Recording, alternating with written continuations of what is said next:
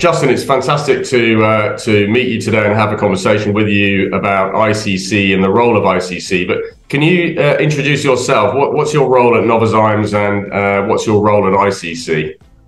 Great. Well, firstly, thanks, Chris. It's great to be with you today, and I'm sorry I can't be there in person.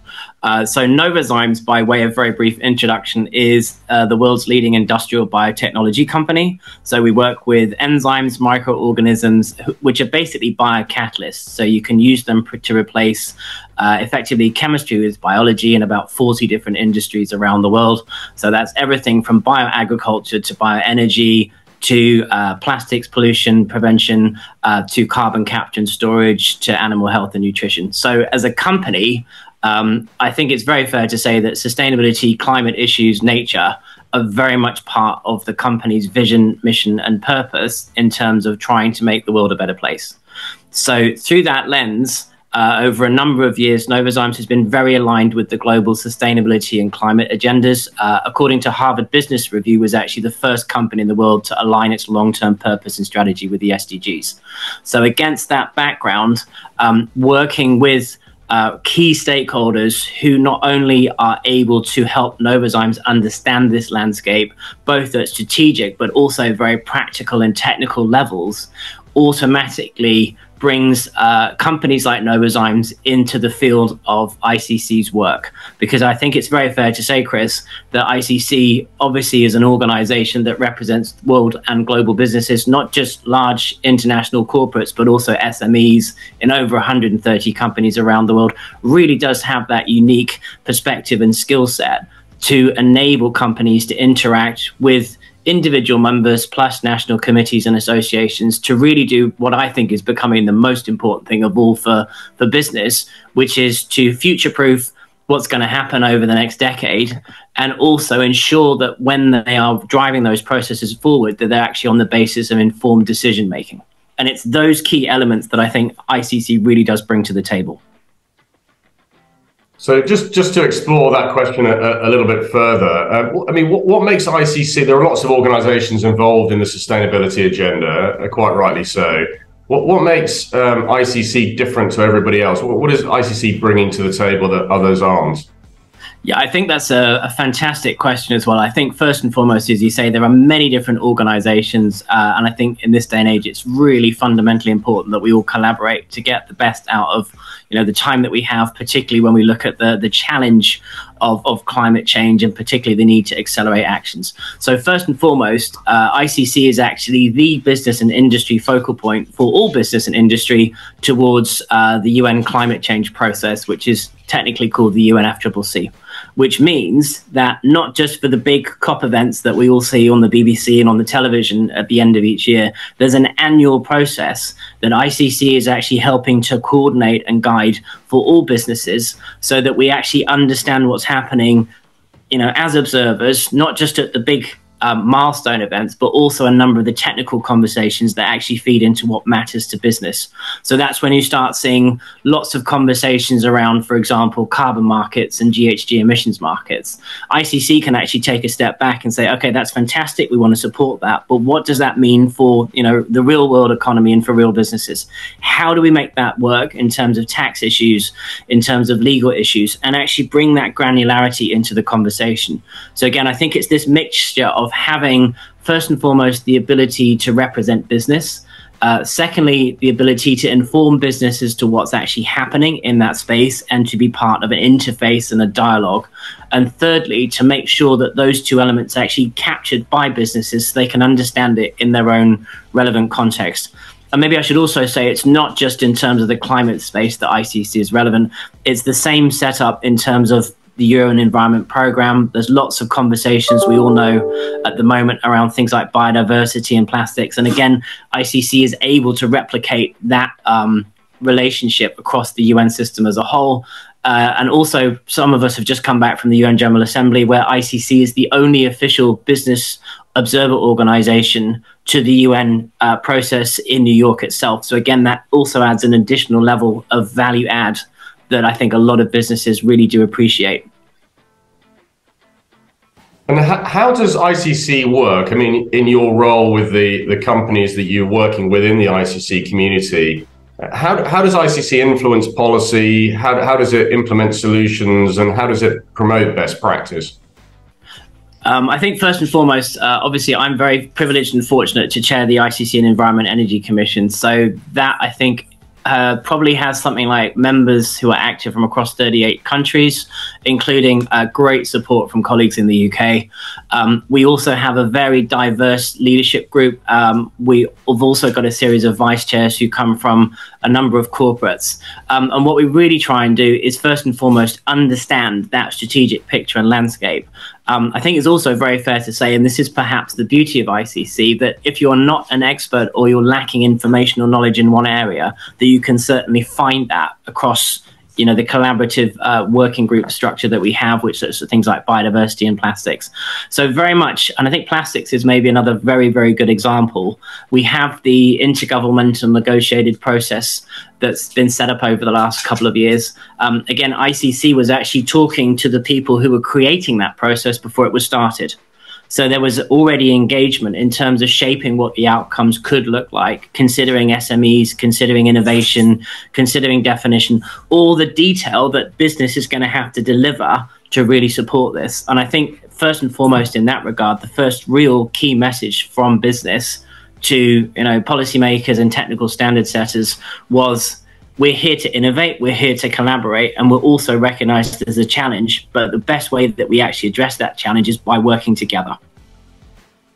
And can you explain a little bit of who's involved in ICC? Because it's quite interesting, isn't it? There are a lot of technical people who are actually driving the work across companies all over the world, but we're also interacting with institutions and governments and high-level decision makers as well. So, who is it typically who's involved in the actual real work of making this happen within the Commission and ICC more broadly?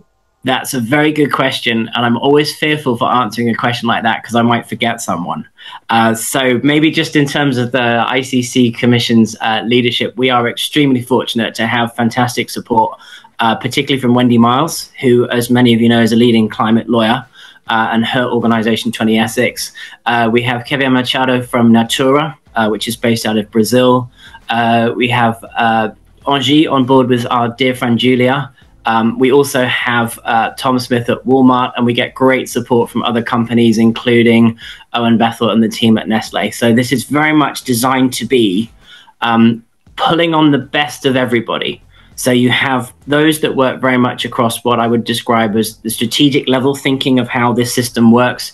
You have a lot of people who deep dive into actually setting up, for example, companies' net zero strategies or looking at value chain issues. And you also have people who, importantly for this commission, also collaborate with other commissions as well. So Daphne and team looking at biodiversity. We also have fantastic support from the tax commission as well, because a lot of these issues actually start to interlink.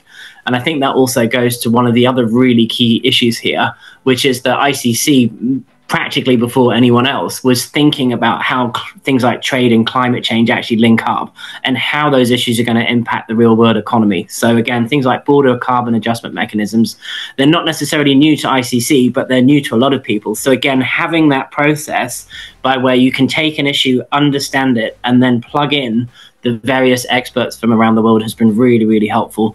I guess the other example here that I should really give a shout out to, in addition to the fantastic support we've had from ICC UK, our dear colleagues in ICC Brazil, particularly when it's come to the conversation around biodiversity and particularly on things like climate change and carbon markets, have been able to give us a global south perspective, which has enriched the conversation. And I think that's another really strong value of being in this collaborative setup that we all have together. Yeah, let's touch on that point, because that's a really unique part of ICC, isn't it? It's that ability to have a north, east, south, west kind of conversation, isn't it, with colleagues in different parts of the world. How much of that happens between US teams and China teams and Brazilian and African and Asia, Europe, of course, as well? Is that a sort of ongoing dialogue within the Environment Energy Commission, or is it all going on outside and comes into the Commission? Oh, absolutely, it's ongoing. I mean, I'm very fortunate, as many of you know, also to be a co-chair of USCIB. So we've really been able to sort of think globally. I know it's a bit of a, it's a bit of an old tired one, but to think globally and act locally. So again, Colleagues in North America have just been fantastic because they can bring in their perspectives. We obviously have Maria from Mexico as well, who through her channels was able to introduce me to some of her colleagues locally.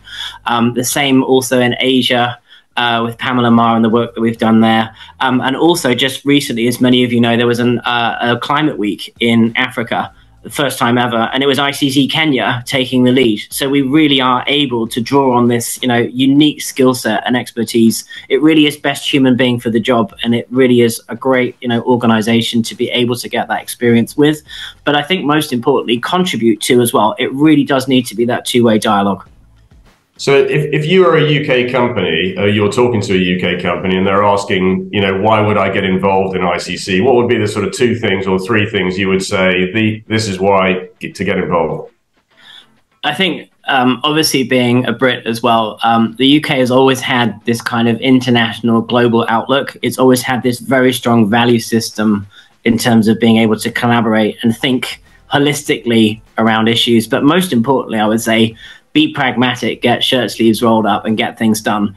There's no bigger challenge than we all face than climate change. The UK has got some fantastic, almost baked in benefits, one could say, in terms of legal systems, tax, finance, that approach to innovation in particular. So again, I think back to my earlier remarks, if you want to understand what's happening globally, in particularly the climate, biodiversity, sustainability spaces, if you want to understand what's really happening behind the scenes when, north of 50,000 people go to New York for 2 weeks, that then influences the ecosystems that we're all part of, that you need to be part of ICC. It might not always be relevant to and for you as an SME, but again, I think ICC has also spent a lot of time working with SMEs. So it's a question, I think, of finding the right space and the right issues for you as an organization, whilst also taking benefit and seizing the opportunity to see what else is happening around, which will then influence things further on down the line. Fantastic. Okay, I'm going to stop there, Justin. I'm just going to give a bit of a promo to our conference and COP28. So if you want to hear more about what we're doing to promote sustainability, particularly across global supply chains, and we're particularly focused on helping companies work through this big Scope 3 challenge, how do we deliver sustainable global supply chains, come and join us at the International Trade and Prosperity Week. That's on 7th to the 9th of November. We're hosting it here in ICC United Kingdom in London, but there'll be virtual days for our international colleagues and friends, as well as face-to-face days for those that want to come and join us for more dialogue and networking opportunities as well. So please do get involved, be part of the conversation, come and help us shape the agenda and set the right priorities. It's a great forum to do that. ICC will be again at the COP28 as it is every year. The ICC is the business focal point to the UNFCCC. So we deliver daily business briefings for everybody during the COP process. We also have this year 2 ICC pavilions, which are opportunities to convene, to meet business, to meet decision makers. They will be in the blue tent. We'll have a large presence in the green tent as well, running events and conversations with companies and governments as well. And then for all of you in the UK, we'll have a UK delegation working closely with the UK government to make sure that we're all working together, championing the message that we must deliver our commitments and support governments to be ambitious in their commitments. Please do come and join us. That's COP28 this year, and then we'll roll into 2024 for COP16 and COP29 too.